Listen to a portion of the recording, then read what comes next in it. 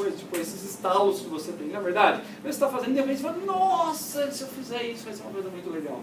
Então, de onde surgiu essa ideia? Parece que você não estava pensando exatamente naquilo. Desse processamento paralelo, tá bom? Subconsciente. Quando você tem aqueles sonhos que você pula, você vai Porque esses sonhos... não, então, mas isso aí é justamente um estágio do sono. O sono está leve e a inibição para o seu sistema motor não é suficiente. Então, eventualmente, você manifesta aquilo que está acontecendo no sonho através de movimento. Por isso a maioria das pessoas falam quando está começando a dormir. Mas se chega a 2, 3 horas da manhã, poucas pessoas falam. Algumas ainda falam, tem gente que é sonâmbulo. Mas assim, quando você vê, a maior parte das pessoas que falam um pouquinho, falam ali que está naquele estado, parece uma transição entre a vigília e o início do sono, e nesse momento a inibição dos seus vias motoras ainda está baixa.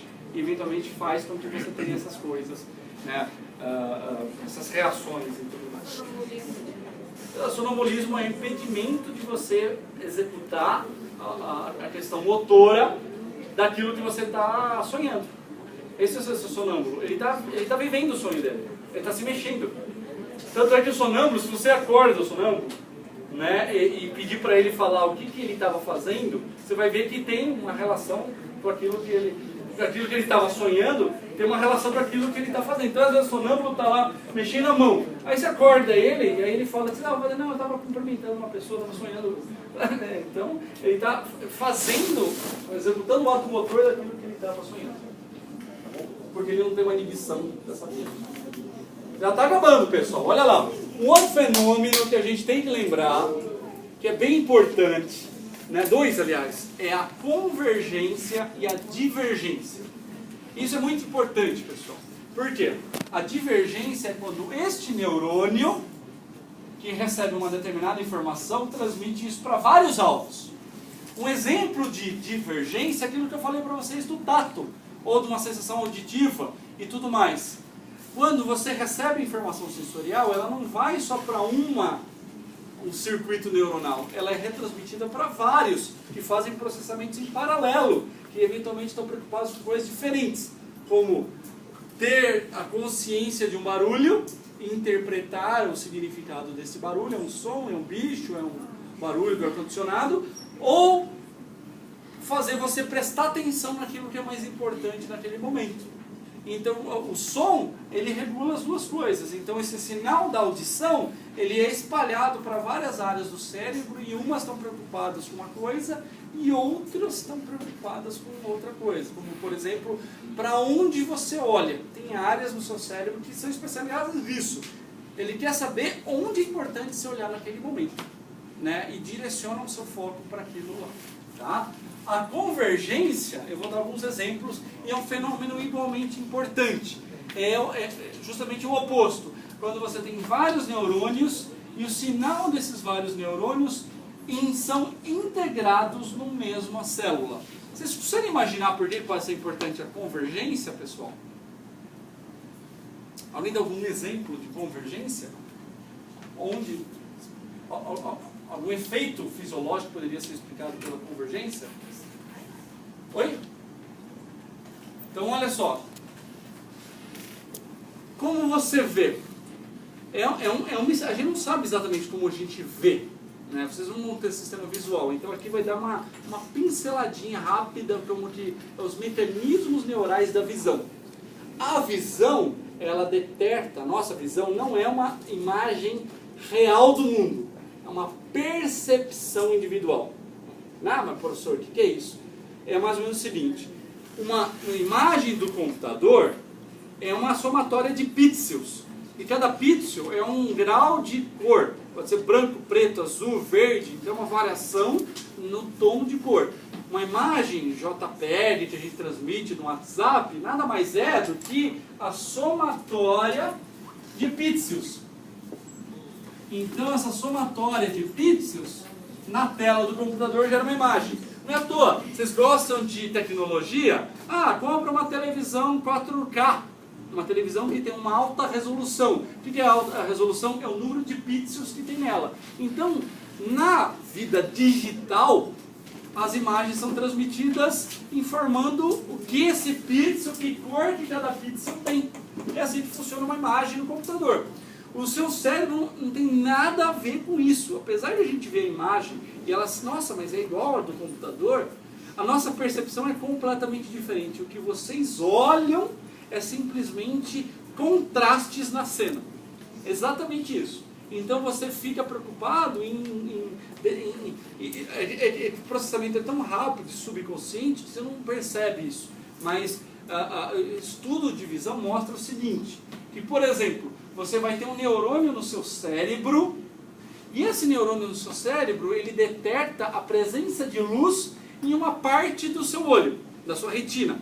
Então quando acontece uma luz neste ponto da retina, esta célula dispara. Quando acontece luz numa parte um pouquinho vizinha da retina, este neurônio dispara. E assim por diante. E isso é o que acontece numa área mais simples do seu córtex cerebral. Para que você comece a formar a imagem, que é aquilo que vocês têm a percepção, olha que interessante. Este neurônio aqui, ele recebe informação deste.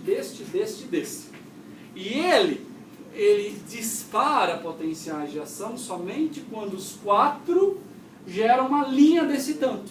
Então significa que em vez de você agora se preocupar com os pontos, esse neurônio ele é ativado quando uma linha, inclusive nesta inclinação X, se apresenta numa parte do seu campo visual. Olha que coisa interessante. E para isso você tem o quê? A convergência. Este neurônio está recebendo informação de todos esses.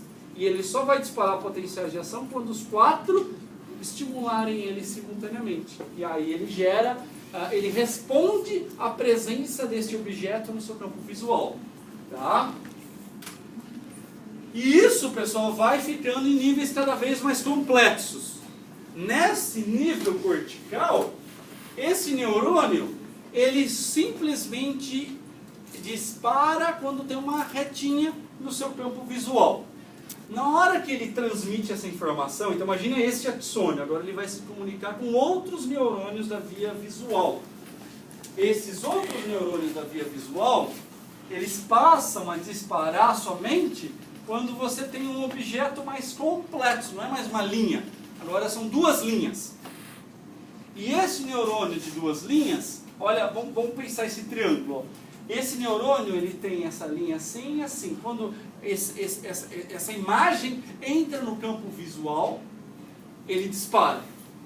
E esse neurônio aqui, né, olha só, ele dispara quando tem essa outra linha. Na hora que esse neurônio recebe a informação deste e desse, ele dispara potenciais de ação. E então, em última instância, se você juntar essa imagem com essa, dá um triângulo. Portanto, este neurônio só dispara quando um triângulo se apresenta no seu campo visual. E pessoal, olha que loucura! Esse nível de complexidade vai aumentando. Chega um momento na sua visão que um determinado neurônio visual só vai disparar quando você tem um objeto complexo. Ele tem muitas formas e muitos padrões. Por exemplo, um cachorro. Na hora que você olha para um objeto e ele se assemelha ao cachorro, ele tem o formato de um cachorro, as características do cachorro, patinhas, rabinho peludo, orelhinha, carinha de cachorro, aquele neurônio mais superior, ele dispara. E assim você percebe, ó, aquilo é um cachorro no meu campo visual. Porque aquele neurônio que integra muitas e muitas informações, ele só é disparado quando aquele dado padrão visual chega. Até o ponto que você reconhece um irmão, a mãe, o pai ou um colega, porque o rosto dele tem nuances muito particulares e esses nuances fazem com que pequenos grupamentos neurais sejam capazes de reconhecer aquele padrão e, portanto, puff, né, acende, parece que esses neurônios, nesse padrão quase que exclusivo do rosto de uma pessoa conhecida. E assim é o processamento visual. Então vejam como um neurônio tem que conversar com o outro. Para você enxergar aquilo que a gente enxerga, imagina quantas milhares de comunicação você vai ter que ir formando até que você consiga encontrar padrões completos e reconhecer esses padrões. Certo, pessoal? E isso acontece porque os neurônios mais complexos vai recebendo uma informação de convergência de neurônios mais simples, até que você tem uma percepção complexa. Pessoal, na audição é igual, em todos os sentidos.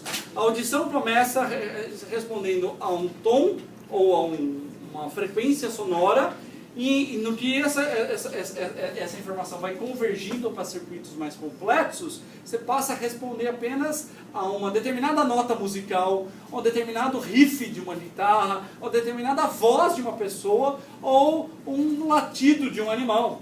Então aí, esses neurônios superiores só são capazes de integrar esse monte de informação porque eles vão recebendo essas informações convergentes como se fosse somando características particulares até que isso seja reconhecido no padrão complexo. Sim, certo, pessoal?